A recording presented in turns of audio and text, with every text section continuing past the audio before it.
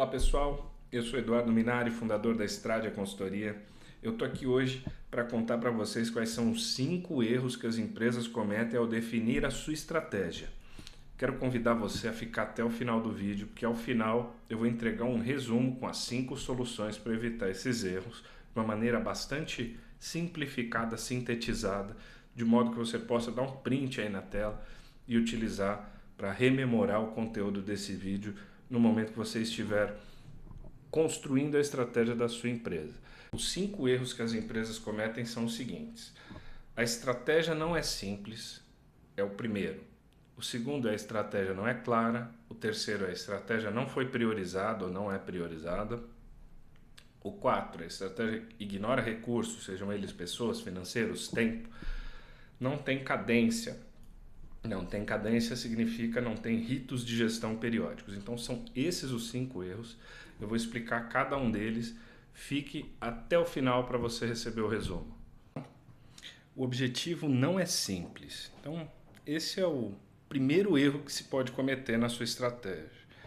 Então vamos lá, o oposto disso, qual é a solução? O objetivo precisa ser simples. Então vou trazer alguns exemplos aqui para ilustrar, para ficar claro para você do que a gente está falando.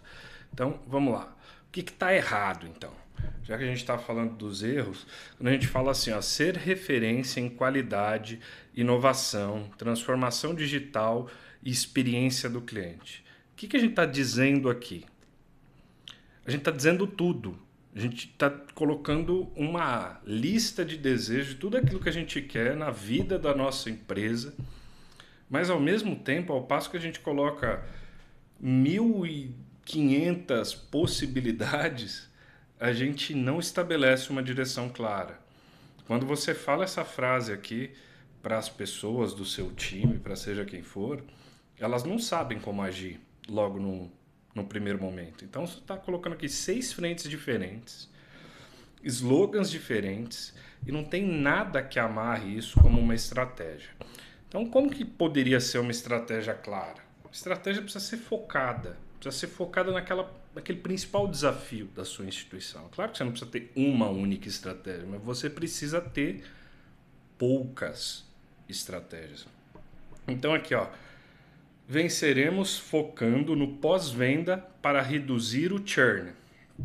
Primeiro, o que é churn, Eduardo? Você trouxe esse troço de churn aí, falou que ia simplificar a gestão e vem falar em churn logo na primeiro vídeo do canal da Estradia Consultoria.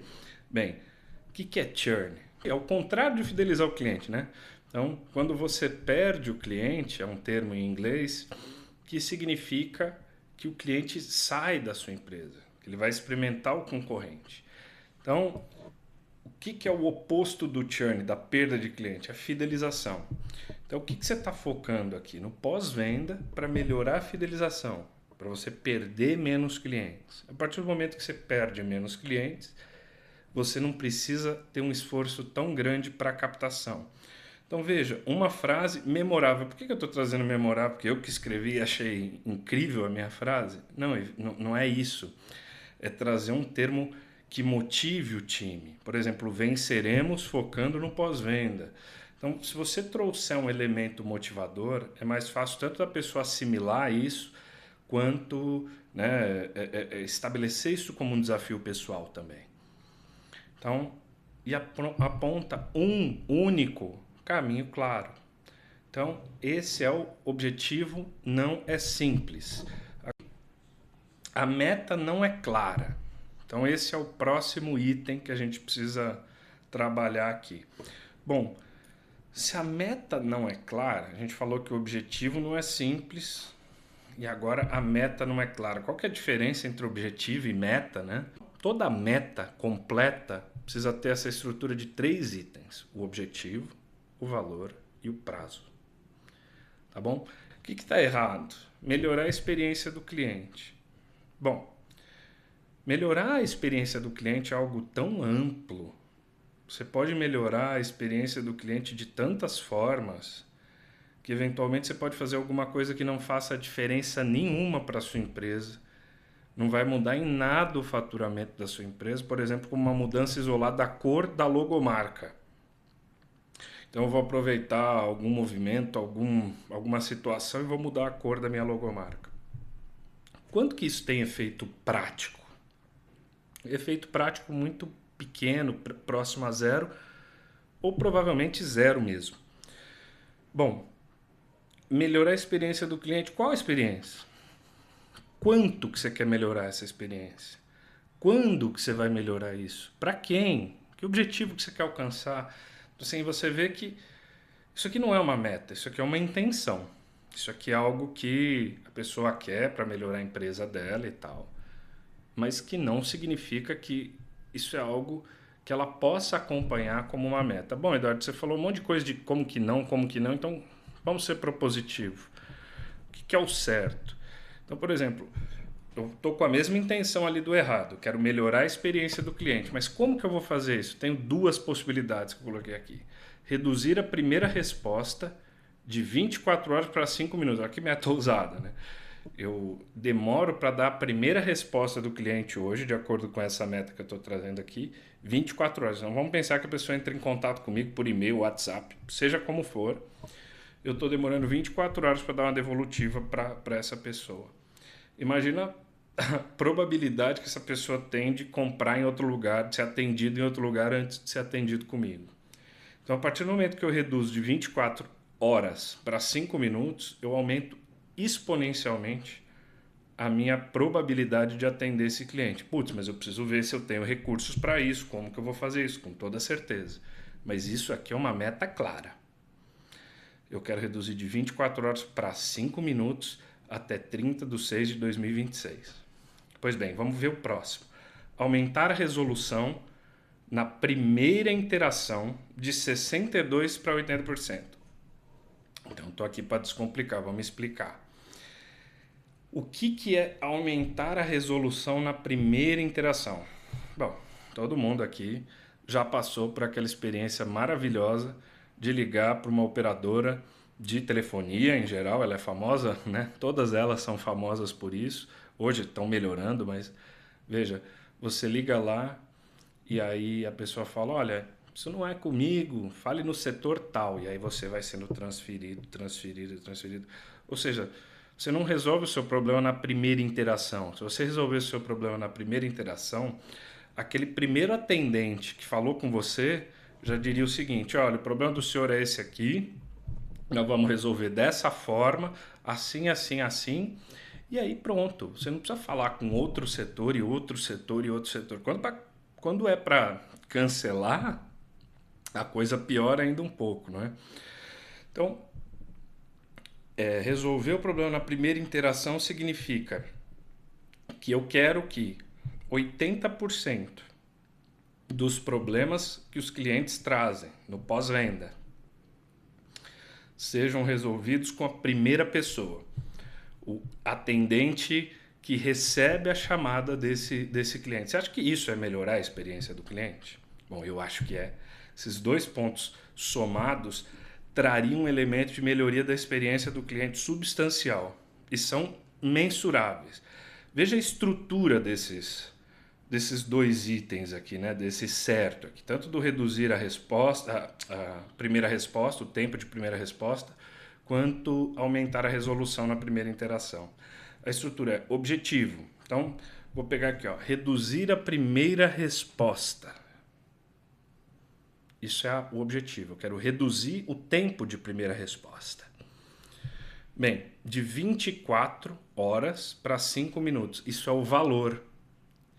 Isso é um número que me coloca claramente qual que é a métrica que eu quero alcançar. De onde eu estou para onde eu quero chegar. Não necessariamente eu preciso colocar onde eu estou, mas eu necessariamente preciso colocar onde eu quero chegar. Até o dia 30/6/2026. Prazo. Então, toda meta completa precisa ter essa estrutura de 3 itens. O objetivo, o valor e o prazo. Objetivos não foram priorizados ou não priorizados. O que significa isso? Que a pessoa tem um número quase infinito de objetivos, ela quer seguir para todas as direções ao mesmo tempo. Bom, o errado é A pessoa quer abrir o mercado dos Estados Unidos e da China ao mesmo tempo. Então você imagina o que seria isso. O marketing vai para a China, a operação vai para os Estados Unidos. A probabilidade de concorrência de recursos, ou seja, uma empresa vai tentar fazer bem feito as duas coisas ao mesmo tempo. Pessoas tentando fazer estudos complexos de dois mercados absolutamente complexos e quase opostos do ponto de vista de costumes, características e tudo mais. A operação tentando resolver a logística para dois lugares completamente diferentes no globo terrestre. Então, tudo isso torna a operação altamente complexa e a possibilidade de sucesso de fazer essas duas coisas ao mesmo tempo muito menor do que você atacar uma estratégia por vez. Então, se você for extremamente competente, conseguir em um trimestre, 3 meses, né, conseguir abrir o mercado dos Estados Unidos, vai para a China depois, ou vice-versa, define-se pela China primeiro, e aí depois você vai para os Estados Unidos. Mas a probabilidade de você ser bem sucedido e fazer um bom trabalho e não se queimar nesse primeiro momento, ao focar todos os seus recursos de qualidade para a abertura de um único mercado por vez, é muito maior. Então, o que eu proponho aqui como certo? Abre o mercado para os Estados Unidos, é basicamente o que eu falei. Após isso ser feito de uma maneira adequada, com todos os elementos observados, com a logística correta, o marketing correto, porque você imagina, né? O marketing para a China e para os Estados Unidos é completamente diferente. Então aqui, após fazer essa abertura dos Estados Unidos, por exemplo, bem feita, você vai para a China. Ou vice-versa, você troca essa estratégia. Mas está claro que há que haver prioridade. Você tem que fazer uma coisa e depois outra. E não é no sentido de só pode ter uma estratégia. Não é exatamente isso. Eu quero que isso fique muito claro. Pense que a estratégia ela é um destino e você é comandante de um navio. Se você está indo em direção aos Estados Unidos, vamos a esse exemplo aqui, você está saindo do Brasil e indo aos Estados Unidos. Ou seja, você está indo pelo Atlântico na direção do Atlântico Norte. É possível que você pare no México, é possível que você pare em algum país do Caribe ao longo do trajeto, mas é impossível que nessa mesma jornada você vá para a China ou para o Japão, certo? Então, e se você for para a Europa, você vai ter um grande desvio de rota. Então, a prioridade é nesse sentido. A prioridade é aquilo que é possível fazer em uma jornada. Calcule essa jornada, complete essa jornada e depois defina a outra. Qual que é o quarto erro que a sua empresa pode cometer ao definir objetivos estratégicos ou na formulação da sua estratégia? O quarto erro ele está relacionado aos recursos. A empresa ignora os recursos. E o que podem ser recursos?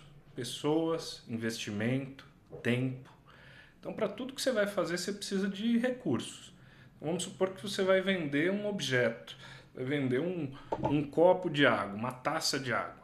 Bem, você precisa produzir ou comprar essa taça, você precisa de alguém que venda essa taça e, claro, de alguém que compre, mas o recurso se resume ao que você precisa para estabelecer o processo de venda.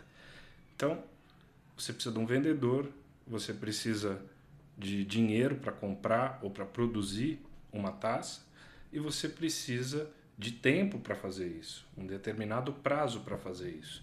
Então, o que significa ignorar o recurso sob o ponto de vista da definição de uma estratégia? Então, vamos falar daqui o que está errado, né? O que eu estou trazendo como um exemplo do errado. Então vamos supor hipoteticamente que essa situação não seja possível para uma determinada empresa, que é impossível para essa empresa lançar 3 produtos ao mesmo tempo com 8 pessoas envolvidas nesse processo de lançamento e R$120 mil. Cada caso é um caso, precisa ser analisado e é exatamente por isso que você deve estabelecer um objetivo de longo prazo bem desafiador, Mas quando você faz a subdivisão desse objetivo em iniciativas de prazo menor, aí sim você precisa considerar se você tem dinheiro, se você tem pessoas para cumprir aquela etapa de um objetivo maior. Então, isso é extremamente importante ao passo que você vai estabelecer um objetivo e desdobrar ele dentro de um trimestre ou de um ano.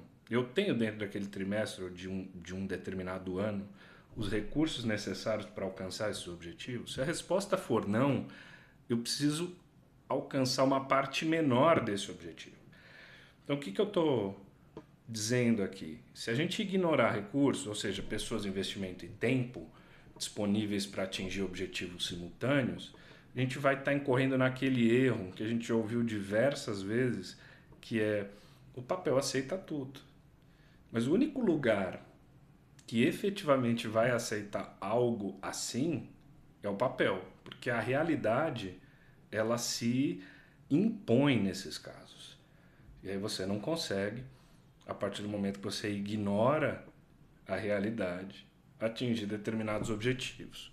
Então, o que eu estou propondo aqui como certo? Que a gente subdivida iniciativas em iniciativas possíveis, menores.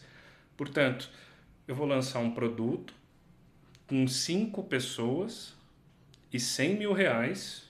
Então, esse produto, eu estou fazendo esse esforço para lançar primeiro esse produto e não os 3 ao mesmo tempo. E aí eu vou melhorar a funcionalidade da plataforma de vendas que eu já tenho, com 3 pessoas usando 20 mil reais. E aí eu entendo a capacidade operacional disponível de modo que eu possa atingir os objetivos. Então eu não estabeleço algo impossível de se atingir. E só depois disso eu sigo para o lançamento do segundo produto, então o terceiro e assim sucessivamente. Tá certo? Então, se for possível lançar 3 produtos ao mesmo tempo, eu preciso organizar isso de modo que isso seja possível. Mas é sempre melhor você desdobrar em iniciativas menores, absolutamente refletindo aquilo que você tem como recursos disponíveis, para você tornar essa estratégia algo efetivo, algo que se torne prático. Esse é um erro muito comum, porque muitas consultorias, muitos, enfim, pensadores ou escritores sobre estratégia falam sobre a definição de objetivos estratégicos desafiadores e tal. Mas nenhum deles fala que você deve ignorar os seus recursos, né? Então, uma coisa é ser desafiador, outra coisa é ser impossível. Para finalizar aqui os 5 erros, eu vou trazer aqui o último e não o menos importante, que é sem cadência. Quando a gente fala em cadência, a gente lembra de ritmo, de frequência. O que a gente quer dizer com isso aqui, do ponto de vista de gestão? O que eu estou trazendo aqui é o acompanhamento. Então você estabelece um objetivo estratégico, uma meta, né, com objetivo, valor, prazo, como a gente falou. E aí não basta você estabelecer isso, entregar para um responsável, virar as costas e, enfim, é isso, acabou. Se a meta for atingida bem, se não, bem também. Então, para que uma meta seja efetivamente atingida, há que se fazer as reuniões de acompanhamento. Então, o que está errado aqui? Sem reuniões de acompanhamento no calendário, ou seja, nada no calendário, sem dono único, ou seja, um objetivo ou uma ação relacionada àquele objetivo, ou um desdobramento daquele objetivo. Então, por exemplo, o que é um desdobramento de um objetivo? Então, eu tenho um objetivo geral de vender 5 mil computadores, por exemplo. E aí eu tenho 5 regionais e cada uma deve vender 1.000. É claro que a vida real não é tão linear assim. Mas o responsável pela filial A precisa vender 1.000 computadores. Agora, como que a gente acompanha isso ao longo do tempo? Provavelmente a pessoa não vai vender 1.000 computadores em uma única ação de uma única vez. Então a gente tem que fazer esse acompanhamento semanal, diário, a depender daquilo que a gente está acompanhando ou da meta definida. Só métricas tardias, o que significa isso? Bom, eu só vou checar se o resultado alcançou ou não após o resultado ser consumado. Então, assim, deu certo? Não, não deu. E agora? Agora já era, já perdemos a meta. Então, cada um por si, sabe? Todo mundo é adulto, todo mundo é profissional, eu não faço microgerenciamento. É claro que não se deve fazer microgerenciamento, mas microgerenciamento, não fazer microgerenciamento é diferente de não fazer gestão ou gerenciamento. Você precisa fazer gerenciamento, você precisa delegar, empoderar. O micro é checar cada ação, cada detalhe que a pessoa faz, cada passo que ela dá e julgar se aquilo está de acordo com o que você faria ou não. Isso é microgerenciamento, você acaba matando o profissional.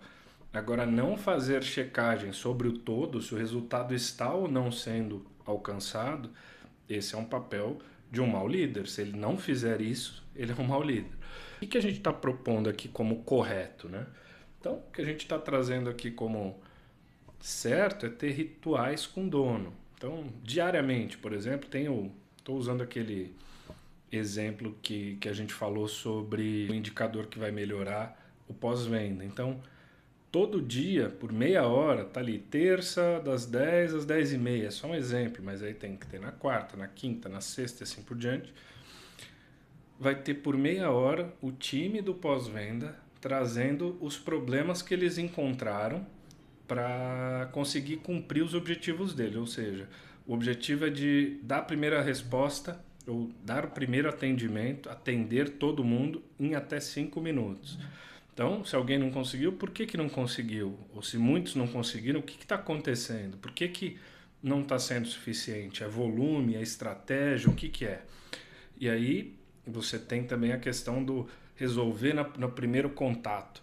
Então, as pessoas estão conseguindo resolver no primeiro contato? Não, é um problema de autonomia, o que é? Então, eles trazem nessa reunião de meia hora os principais problemas. Eles tendem a se repetir.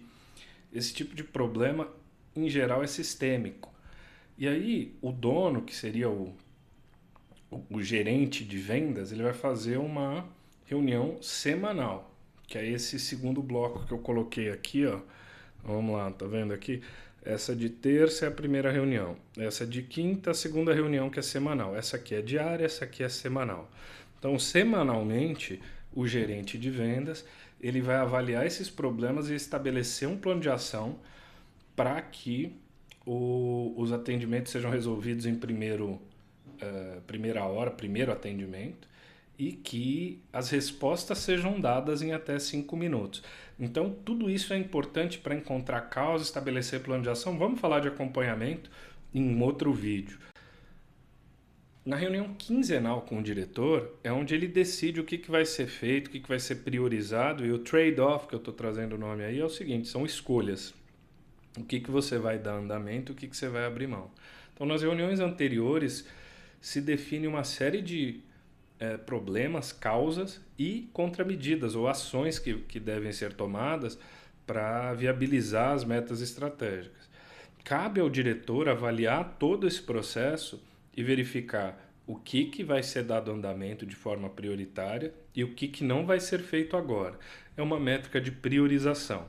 É um erro quando se estabelece objetivos estratégicos sem se estabelecer essa cadência de gestão. As reuniões já têm que estar marcadas a partir do momento que você tem os objetivos definidos. Vamos finalizar esse vídeo com um resumo, mas antes eu queria pedir para vocês se inscreverem no canal, deixarem o like. Vocês podem também acessar esse artigo, tem um artigo que eu escrevi que fala exatamente sobre o tema desse vídeo no stradia.com/blog. Você também pode acessar o site da stradia.com, que é minha empresa de consultoria. E se você precisar de ajuda com a implantação, com a aplicação desses conceitos, você pode entrar em contato ali com a gente. Naturalmente, aí seria um projeto de consultoria para você contratar com a gente. O que eu falei aqui até agora não saiu da minha cabeça. Que existem teóricos da gestão estratégica que trazem elementos que comprovam, que se alinham com o que eu estou trazendo aqui. Tá bom? Então, primeiro erro, o objetivo não é simples. Então, o que fala o Richard Hummelt. Ele fala: estratégia é a solução de problemas e se expressa melhor quando ligada a um desafio específico. Ou seja, ele está falando da necessidade de que os desafios estratégicos, sejam específicos. O item 2. A meta não é clara. Você tem nada mais, nada menos que Peter Drucker trazendo aqui: aquilo que é medido é gerido. Falcone fala algo bastante similar, que é: o que não se mede não se gerencia. Ele traz a negativa dessa frase em seus livros. Então, se você não medir, você não vai fazer a gestão. Então, se você coloca lá um desejo, isso não vai bastar, você precisa ter métrica também. Objetivos não são priorizados. Então, a gente tem o Porter aqui, um teórico fundamental quando se fala de estratégia, né? A essência da estratégia é escolher o que não fazer. A gente estava falando de trade-off agora. É exatamente isso. Então, assim, o que é estratégia? Estratégia é a prioridade, é aquilo que é mais importante para a organização. Então, nada mais produtivo nesse aspecto do que escolher tudo aquilo que você não vai fazer para priorizar efetivamente o que é mais importante. Quem prioriza tudo não prioriza nada. A gente tem aqui: ignora recursos. Então, o que o Drucker fala sobre isso? Não há nada tão inútil quanto fazer com eficiência aquilo que não deveria ser feito. Então, esse é um outro lado dessa questão dos recursos. Se você colocar o seu time para focar um monte de energia naquilo que não é importante para a sua empresa, você não vai conseguir fazer o que importa. Então, vamos parar de fazer eficientemente aquilo que não importa e focar em fazer eficientemente aquilo que é preciso, sem cadência. Sem cadência, a gente tem o Sun Tzu para falar sobre isso. Estratégia sem tática é o caminho mais lento, essa é a palavra importante aqui, para a vitória. Ou seja, se você não tiver esses ritos de gestão, esse acompanhamento e tudo mais, você vai chegar ao final e vai ver que você não atingiu. Depois você vai tentar de novo, ou seja, você vai demorar bastante para chegar numa possível vitória. E ele traz outro elemento muito interessante: tática sem estratégia é barulho antes da derrota. Ou seja, se você não tiver nenhum objetivo estratégico, algo importante para correr atrás e ficar fazendo o rito de acompanhamento e gestão, você só vai fazer barulho, você só vai incomodar as pessoas com reuniões inúteis e você vai chegar a uma derrota no final, porque você não sabe aquilo que você está perseguindo. Para você que chegou até aqui no vídeo, meu muito obrigado. Agora você já pode dar um print aqui no checklist de objetivo estratégico. Ele é uma prova a qualquer um desse tipo de objetivo. Se ele sobreviver a esse checklist, é porque o seu objetivo é bom. Então ele tem aqui o resumo: a simplicidade, a clareza, a prioridade, os recursos, a cadência. Então, se você tem um objetivo estratégico, um conjunto de poucos, não mais do que 5, e esses objetivos passam por esse teste, para o teste desse checklist, é porque o seu objetivo é ótimo. Então, para a gente finalizar, eu queria dizer que os 5 erros que destroem ou que as empresas cometem ao definir a sua estratégia é uma primeira aula de um curso gratuito que vai ser dado aqui no nosso canal sobre formulação estratégica. O item 2, que jogo que sua empresa está jogando, é uma análise do mercado, dos concorrentes, né? Tudo aquilo que está externo à empresa. O item 3 é: pare de se enganar. Diagnóstico realista. É um diagnóstico sobre a sua empresa, para você olhar para dentro da empresa e avaliar como que ela performa, em que ela é boa e em que ela precisa melhorar. Isso aqui tudo com fatos e dados. Não adianta a gente trazer aqui análises baseadas somente em impressões e percepções. Tem que ter fatos e dados. E aí a gente fala sobre foco. Então vamos falar sobre a metodologia de OKRs ou OKRs.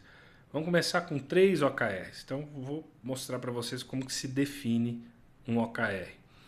E por fim, A vida real exige recálculo de rota, onde a gente vai falar sobre cadência e acompanhamento, reuniões, como que a gente faz isso? A vida real é cheia de turbulências, de tempestades e por vezes a gente se perde do caminho de um objetivo estratégico. É fundamental ter essas sistemáticas de acompanhamento para voltar para a rota. Mais uma vez agradeço a todos vocês e até o próximo vídeo.